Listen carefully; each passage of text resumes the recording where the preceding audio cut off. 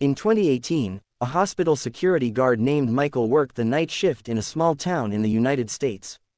One rainy night, around 2:30 a.m., he was sitting alone in the security office watching camera feeds. Most of the hospital was quiet, except for a few patients and nurses. Suddenly, one of the hallway cameras showed a woman standing at the far end of an empty corridor.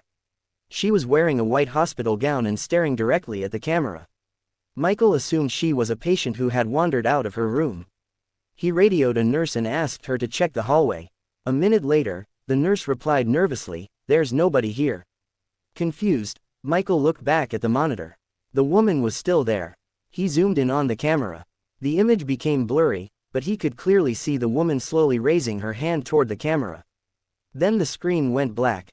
Thinking it was a camera malfunction, Michael left the office to inspect the corridor himself.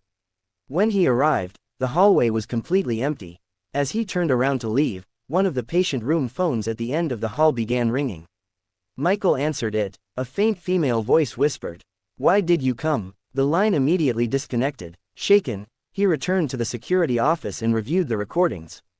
What he found terrified him. The camera footage showed the hallway completely empty the entire time.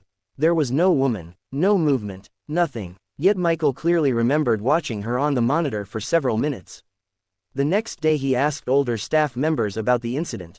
Several nurses told him that years earlier, a patient had died unexpectedly in that same corridor while being moved between rooms.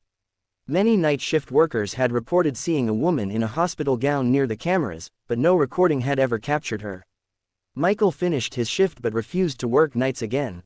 To this day, he insists the woman on the monitor was real, and that the phone call came from a room with no patient assigned to it.